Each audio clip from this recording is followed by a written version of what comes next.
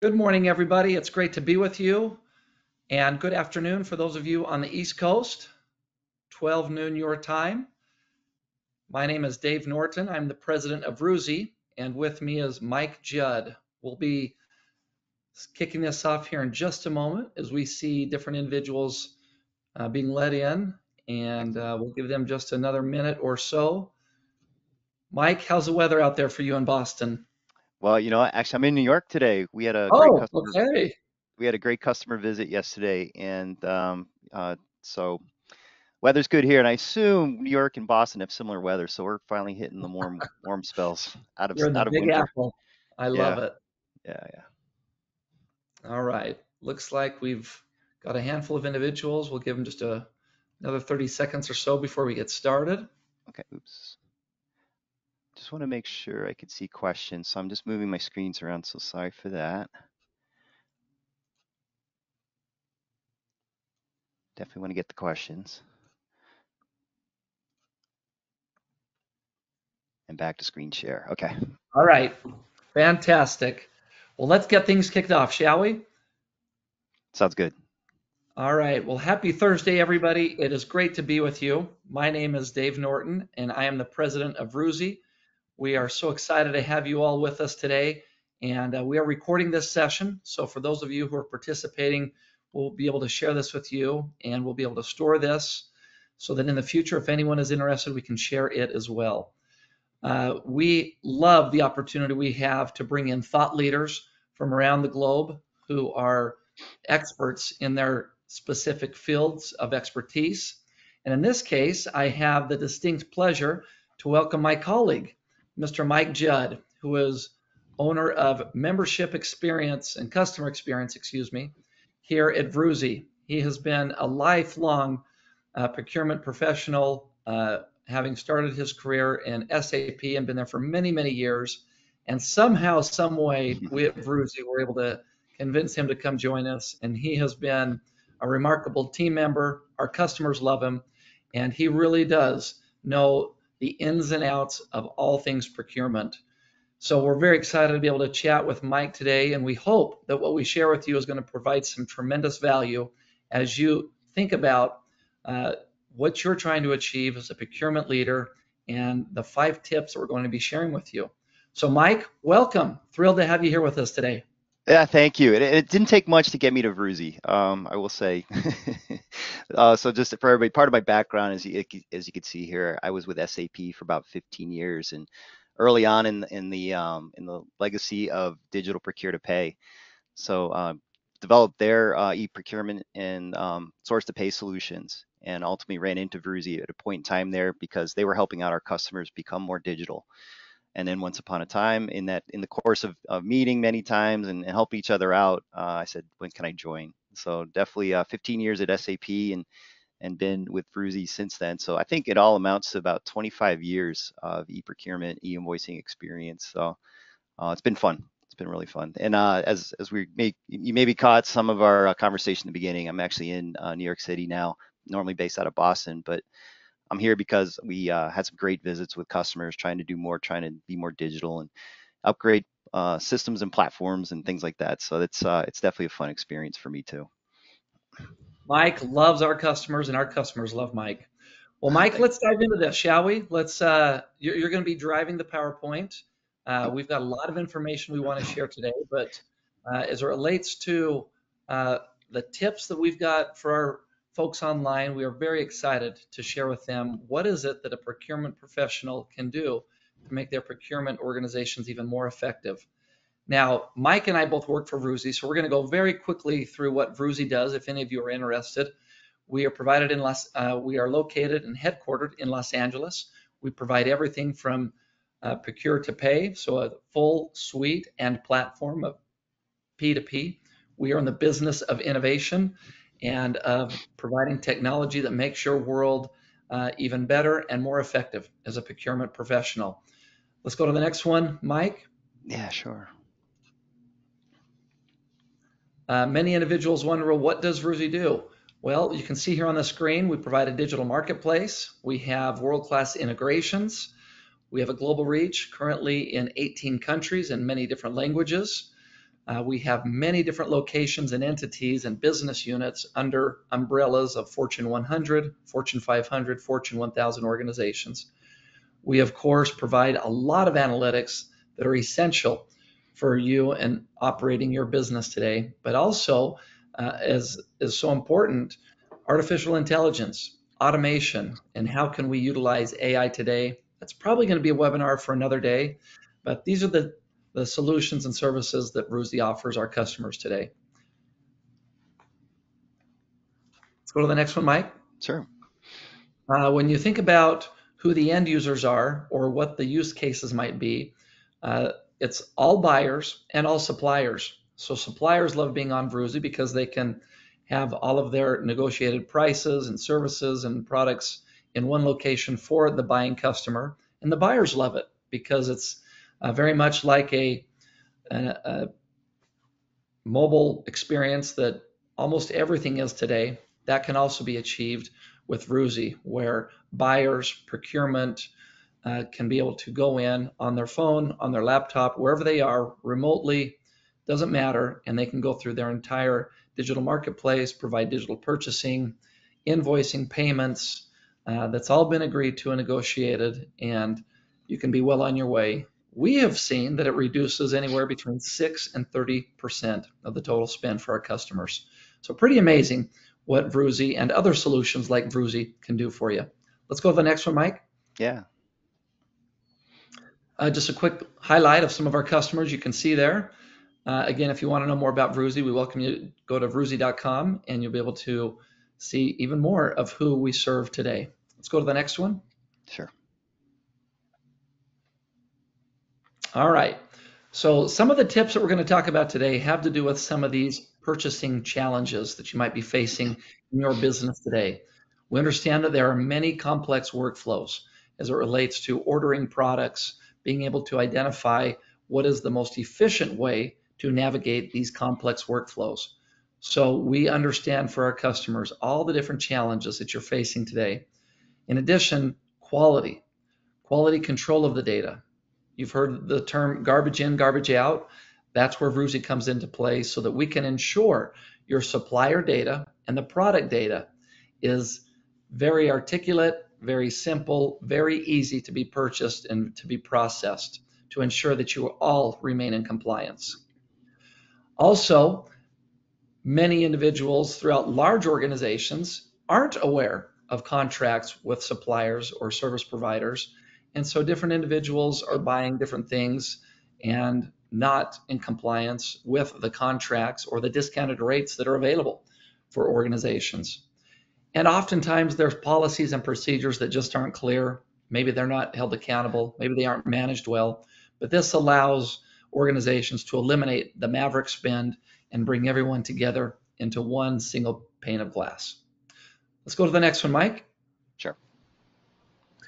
When you think about leakage, when you think about really tightening up the screws, when you think about what our government is doing today on many levels as it relates to DOGE and identifying spend that isn't validated, isn't verified, isn't approved, this is the type of opportunity as an organization you can provide to your employees to strengthen your ability to purchase the right product from the right supplier at the right price and to have it all automated from purchasing, invoice, delivery, etc. So there's so many opportunities to eliminate leakage and to improve compliance and performance. Let's go to the next one, Mike. Sure. So there we go. Everybody knows a little bit more about Vroozi, and there are many other providers that we encourage you to consider. And maybe that's another webinar for another day. When considering digital marketplaces and e-procurement solutions, what are some of the most important decisions to be made as you go through that process? So for those of you who are going to be watching this and other webinars hosted by Vroozi, we'll mark that down as a future webinar to help educate our great customers into what is the best way to identify and partner with an e-procurement provider. Now, with that said, Mike, here we are to talk about 5 steps that you, as the procurement professional, recommend to our customers. how they can simplify procurement overall. So, Mike, as we dive into this, what came to your mind as you think about being in this space for so many years, multiple decades, of all of the steps or all of the tricks of the trade that you could offer? What led you to these five? Yeah, no, great question, Dave, and I appreciate all the topics that we could do. Right, there's certainly a lot to talk about. Well, we came up with this. This is really based on a lot of history, but first and foremost, it's all about digital, right? And what does digital mean? Because as I talk to people, there's some varying definitions, and I heard a really good one from an analyst one time, so I'll share it with you.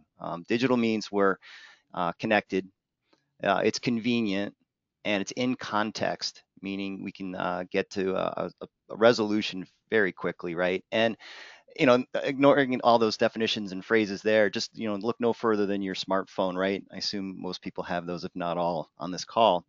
Look no further than there. And when I'm in Dutch, like I need to get my kid a ride to the baseball game because there's a customer that needs to talk to me. It's easy to send out a text and get that ride from a fellow neighbor or something like that, right? So it's being able to respond very quickly when stuff comes at you from the world, which it will. Right, you need to be quick to respond. And Dave, actually, you mentioned a few of those in your comments before. The world is changing for sure, and certainly a need for agility in digital is very apparent today. I'll tell you what it's not, and this is where somebody, sometimes people come to me and say, isn't digital like an email? And I send that out, and I say, well, not quite digital, because with digital, you're looking at live data, right? So, take for example, I got on a plane, right, and the plane was delayed, and then ultimately it got canceled, and I had to go to another flight. Well, in that situation, an email, a digital, or I'm sorry, an email boarding pass wouldn't help me out because it was for the old flight, right? But look no further than my airline app. It already rerouted me to a new gate and a new flight. So that's the agility I'm talking about. It's working with live data. When an email document gets sent around, as soon as something changes, we got to go email back and say, give me the new document. So these five things are all about really getting to a digital state and helping your end users to become more empowered, be able to do things, do their actions, and do it quickly. So the five things are, without further ado, digital workflows, because we do need to get permissions from other folks. So how to make that a digital activity, just like I mentioned with the baseball example. How do I get my kid to practice? Well, how do I get this purchase request approved quickly because I need something tomorrow? Hyper personalized experience, and that's all about I need to solve problems. I need it to work for me, right? So how do I create a world of my own, just like I do with my smartphone, right? It has all the apps that I need, to get the ride to the airport, to do work with Vroozi, to reach out with customers, right? And And Mike, and we're going to dive into that more. yeah, And yeah, please, but I love the term hyper personalized. So we're going to yeah. cue that up for our participants today, that we're going to go deep on the roles they have, the specific needs and use cases they have, and these specific tips for them. So I'm excited to learn more about that. Yeah, for sure, sure. We're whetting the appetite right now. This is like the preview to the movie, so we're definitely going to give some better tips and tricks as we discuss that. But I'm glad you picked up on hyper. It's not just personalized, it's hyper, and that's really digital speaking to how do you make that a more enhanced live experience. Smart guidance means that we're in a day and age where the systems can provide a lot of the help for us. Repetitive tasks, for instance, the system can learn from data, trends, and things like that. So why go through the repetition when a system can perform some of that for you? So we'll talk about that for sure. And usability, this makes work fun, but also if you're a company, right, you want to put usability, user experience in front of folks so they can do the things they need to do faster. We're in a procure to pay world, and for many of the people that we're talking about today, this is not their first job. This is something that they need. They need products and services to do their job, right? But it's not their first job. So if we make the systems user friendly, the experience user friendly, then they're inclined to get the job done and do it right. So we're following policies and things like that. We'll talk more, of Yeah, course. we've seen a lot of Yeah. resistance in technology when it's complicated, when training's required, when it's not intuitive. Mm-hmm. In technology, we call that a UI UX, user interface, user experience. Mm-hmm.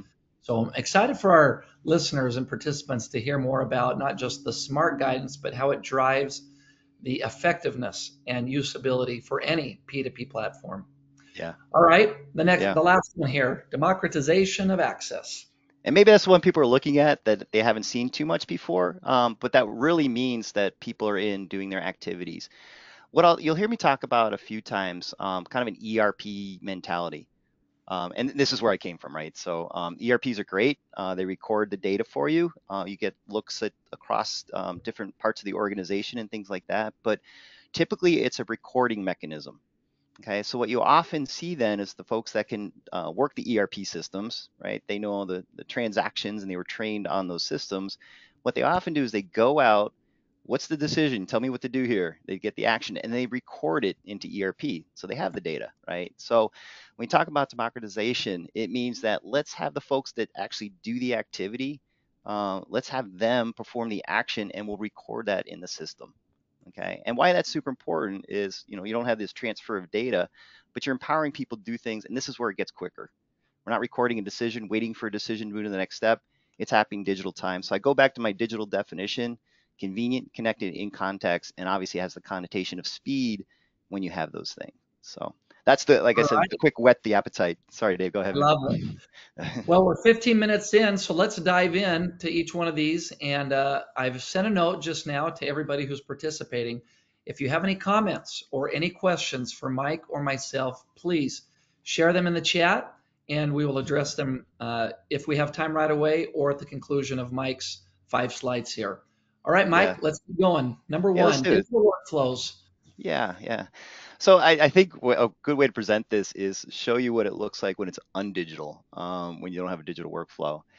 We do see this quite a bit because customers are approaching us with not the best of practices, and that's why they come to Vroozi, of course. So what it looks like is often emails going around, and then what people are doing is getting the screenshots of the emails and then adding it to the ERP system, putting it into a PO, for example. For approvals, we've seen where PDF documents are sorted into folders, and folders would go to individuals to approve. And so we would get the stamp of approval that way, right? And everything documented, of course, in ERP, just like I mentioned before, kind of a CYA process in place there, right? So yeah, I mean, you kind of get a glimpse there of what undigital looks like, and even in there, there's elements of electronic, like I said, email, right? But it's not that digital definition that I gave you before, which is live data. Let's work with live data so we're up to date on the latest and greatest statuses. So what it means in a digital workflow is getting the right person who needs to do the approval. And there's different cases of that. And you see the kind of the wording up at the top there called dynamic workflow. Okay, that means that we need somebody to approve on the basis of if it's financial, well, maybe we've seen buildings based on a specific building, cost centers, GLs. These guys have to get routed to the right people. Back in the day, what we used to see is N-step, 9-step approval processes. People still come to us and say, "Do you support 9 steps?" And we're like, "Why?" Because in an undigital world, everybody has to look at it, right? They don't have the information later to go back and look at orders or impacts on budgets and things like that. So they want to see it up front. Okay, now in a day and age, let's get just the right people. Let's get the approvals that we need based on category. Is it on contract? Is it off contract? And so, is there any budget implication, right? Are we about to just blow through the budget here in May? So let's get the right people involved. Okay, we don't need end steps and people seeing it just for the sake of eyeballs. Let's get that approved and get that through. Because ultimately, if you don't get that, oh please, yeah, Dave. How many times do you have the email threads where the emails just continue to pour in and you don't need to be CC'd on all that? So very similar workflow here. And Mike, just on a time check, let's stick with maybe some of the most salient points in each Okay. slide. And as our reader or as our participants can see it, they can throw in some more questions. One item Yes. that stands out is leveraging AI to help determine approvers dynamically. Love this item as we think about the world of artificial intelligence. Help us understand that bullet, if you would, in this slide. Yeah. Yeah. Well, I mean, when we talked before about 9 people going to see it, do you really have to have that? And do you have the possibility of nobody having to approve?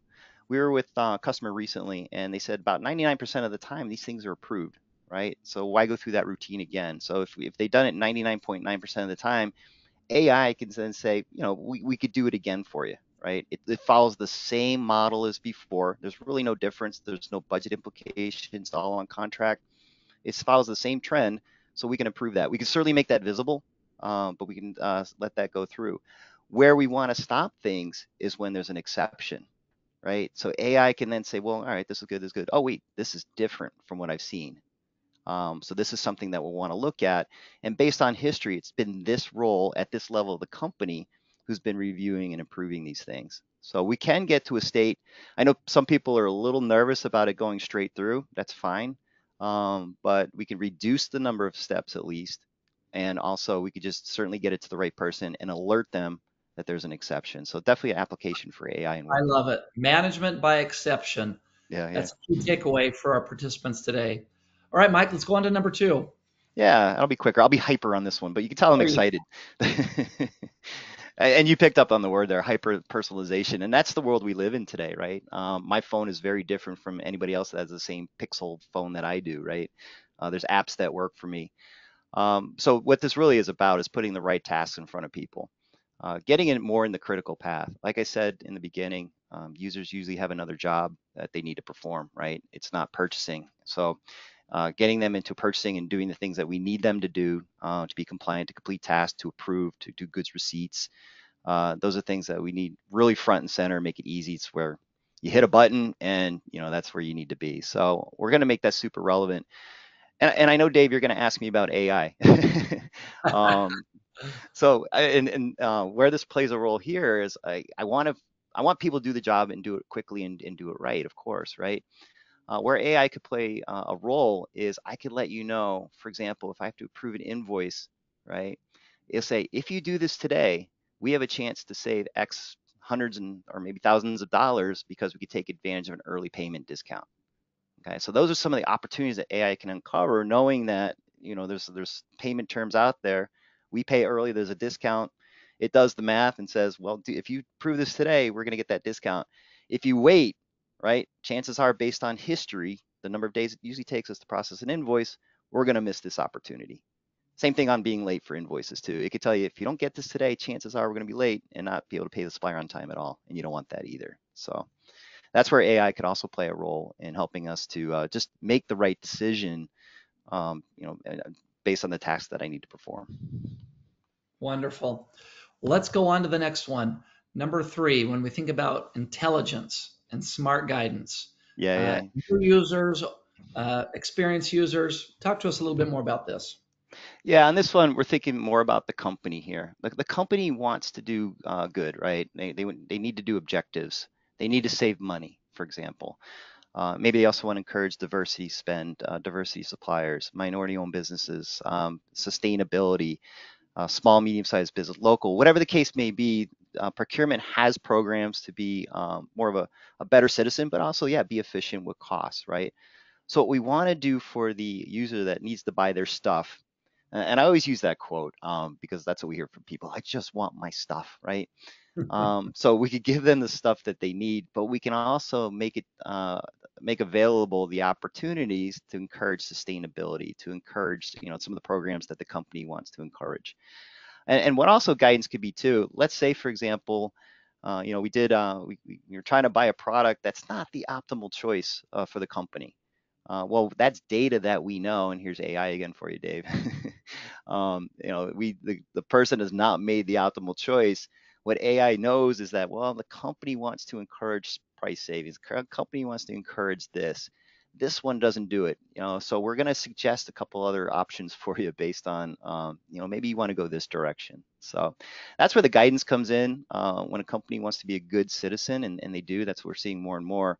We can help the users, the employees make the right decisions there.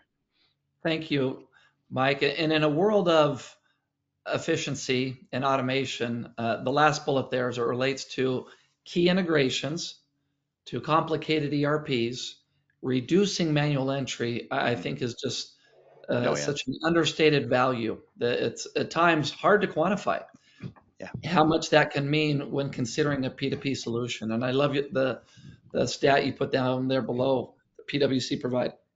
If the integrations and UI UX is great, you're going to have a much higher adoption rate than otherwise. So yeah, another reason to yeah. consider as a procurement professional, a very intuitive and effective P2P platform. Yeah, that's All great, right, Dave. Mike, let's go to the next one. Let's jump to number 4. Actually, one more item if I may, because Oh, you just apologies. sparked a thought in my head. Because actually, in my head when I was describing this, I had a marketplace in my head, but I didn't share that verbally out loud. And that's a lot of where the guidance takes place for many users that need to buy things. Marketplace, if you kind of consider a search and search results, and I'm going to buy products and services through that. What guidance is in that case is the content, right? Now, in order to be digital, content is the starting point. So being able to go to a marketplace, find what you're looking for, grab that data and move it forward pays huge dividends. And all the things, Dave, you mentioned up front.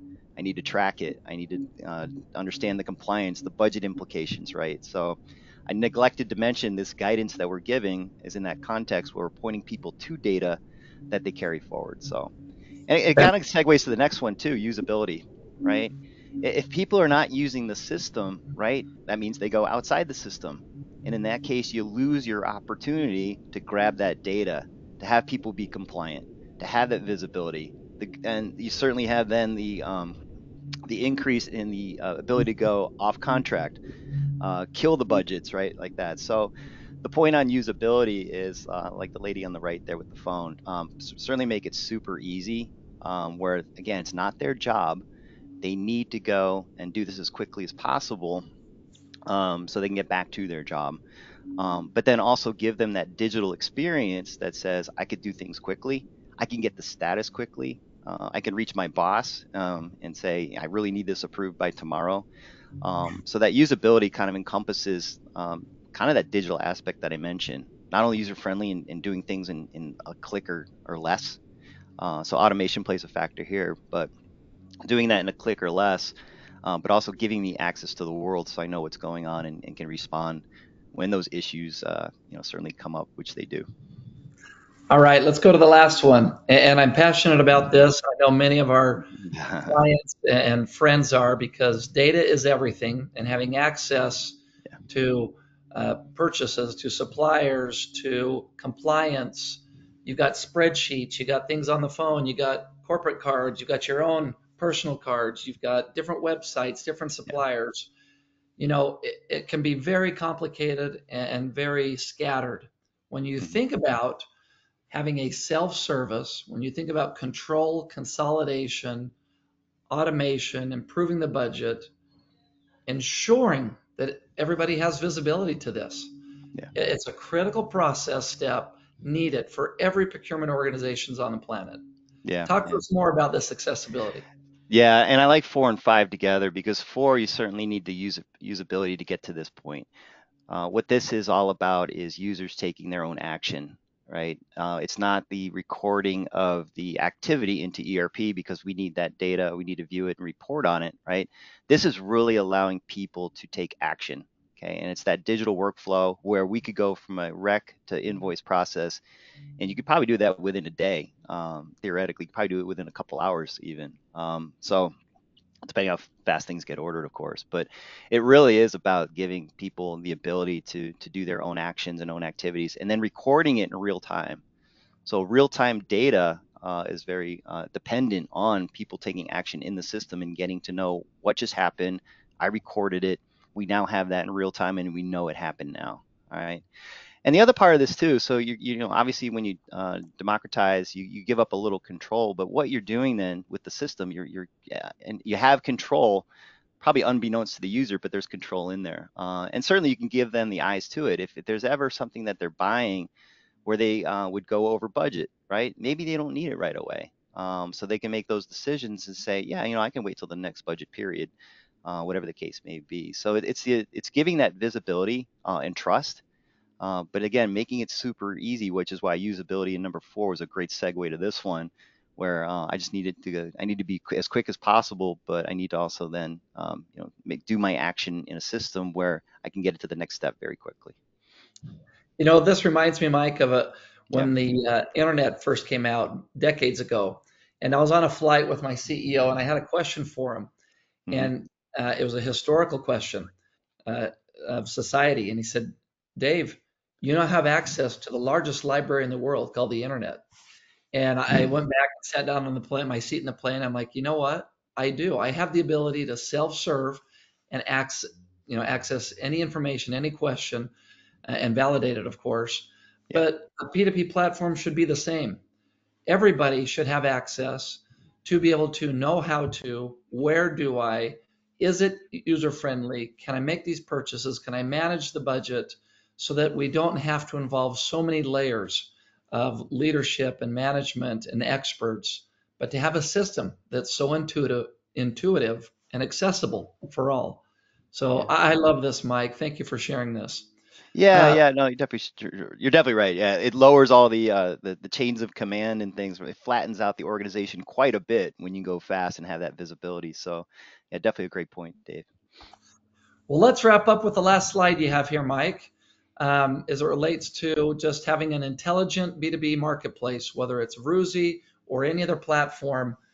What are the valuable items and components that we need to consider to achieve these 5 steps to successful procurement organizations?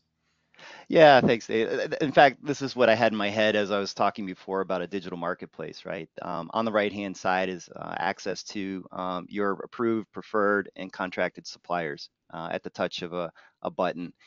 Available on any device, and that's the mobile phone and the laptop in this case. But really, what this is about is it's setting up that data so we have it for the reporting, for being able to do the workflows as quick as possible, for really having that digital experience that I opened up the discussion with. And intelligence means that once I have data, and that's why the data is super important. But once I have the data, then we could start to automate, right? And then the system becomes intelligent where, well, we know what to do here. We can auto PO in this case. We can go straight through processing on an invoice because we have all the data that we need. And you told me three-way match that we can go off and pay this invoice. So once you build the data, and that's why it's a great starting point to have something as depicted on the right-hand side there. Once you start building that data, there's some fantastic things you can do because the systems become digital and intelligent for us to automate quite a bit of processes. And what we find is the next step for many of our customers is that they don't stop there because let's put more spend under that. So things like services, capital expenditures, inventory management also become part of the right-hand side equation where let's make that more digital, more visible, and let's have some eyeballs and democratize those processes as well. So we see more people trying to get more spend in the system, which is fantastic thing for customer experience, and that's what keeps me traveling. I love it. All right, Mike, we've got some questions from the audience here in the few Oh, minutes that we have fantastic. remaining. So, one question is, how long does it take to get the catalogs we have in place digitized and on a digital marketplace like Vroozi? Yeah, everybody knows the answer. It depends. But here's what it depends on, right? So you're seeing the suppliers here in the marketplace, right? We're trying to bring in content from those suppliers that would help that user to find the right product, service, and pricing and things like that, right? And certainly to connect my need to the right product and typically like part numbers and things like that. Anyway, getting to the point of your question, a lot of times it depends on the technical level of these suppliers. Some can offer punch outs where I'll go log into their website. I'll grab the products or services from those websites and bring that back for the approval processes. All the way down to, so in some cases, it could be a flat file. Here's what I have. All right, we'll take what we can get and we'll present that. And we'll create some processes around it where we can make sure that you have the latest and greatest pricing in front of you. So it really is working with the supplier, and that's the depends part. It depends on the supplier's capability, their experience, but we'll make sure those things get connected for you so you have that right-hand side picture. Great question. All right. Another question is, what's the fastest time you've had to be able to implement a customer on a digital marketplace? Oh, fantastic. Well, actually, I was going to go with the full procure to pay. So Well, full let's do procure to both. pay. Let's do digital marketplace and procure to pay. How about both? Well, the amazing part about this number though is because it was at 80 days, right? We put together not only a marketplace, but the full procure to pay with master data, with users interacting. So within 80 days, it's very doable to have a marketplace, but then also do the transactions around it. All right. Last question here. As it relates to budgets and accounting, what type of information is being pushed to the end users and to the managers? Oh, okay. Yeah, no, great question. So you want to track it, right? So every single transaction done in Vroozi or any procure to pay system is recorded. It's data. In fact, as soon as that status changes from ordered to received, we reflect that in the numbers in real time. So your ability to get the budget numbers, to get any spend against a cost center for a particular supplier, all that data is available immediately, okay, in the proper status. So that's the beauty of the digital marketplace. When you have data in place, and then we start creating that digital live data, when we report on live data, it's a real-time analysis for you. So that's just real time as we can get it for you. I love it. Mike, we have another fun question here. Okay. Is Mike available to consult our business? We really like Mike. Thanks. I appreciate that. We could try. If you're a current customer, then yes. If you're not a current customer, then become a current customer, and we'll help you out. Well, Well, actually, maybe, we'll help you maybe out you in could any help them regard, in but that process, Mike. How about that? that's a great question. Thanks. All right, wrapping up, Mike, question I have, and maybe some of the audience have it today. What is the future of procurement from your perspective? Oh, well, it starts digital. Okay, so my definition of digital still holds true. But and I'm sorry, I just want to put this in here too, because certainly all the stuff you talk about usability and digital, we're getting a lot of accolades. So I invite people to look at G2 on our reviews. But back to your question, digital definitely a great starting point for the reason I mentioned. We need that data in order to automate, and we're doing that with AI in our platform. So we take data, for instance, with the invoice non-PO invoice coding, which non-PO invoice are typically, if you're in a pretty good situation, it's about 50% of your invoices, but we see that more and more. So you have a non-PO invoice coming in based on history, based on the data that we've collected. Now we can code that invoice and give you the confidence level that we had in coding that. So we're able to do those wonderful things, which definitely speeds up the invoicing process in that case and gets us more and more straight through processing. So that's really the beauty of it. Digital automation, things are happening, and then we just start connecting more systems, which becomes the fun part. So hope people will enjoy that fun, because I'm definitely looking forward to it. Sounds like an exciting future. A lot more straight through automation, a lot more integrations, a lot more sharing of data, and a lot more success for our friends in the procurement world. Well, thank you, Mike, for joining us today. Really Yeah, look thank you. forward to hearing more great experiences from you. And for some of you who have joined remotely, we hope you get a chance to experience working with Mike. He truly is a one of a kind, incredible professional that we feel so fortunate to have on our team here at Vroozi. So, on behalf of all of us at Vroozi and your friends in the digital marketplace world, thank you for joining us. We hope you've taken away some great insights on these 5 tips on how to help your procurement organization. We hope to see you down the road. And until then, take care, everybody. Thank you, Dave. Thank you, everybody, for your time. Appreciate it.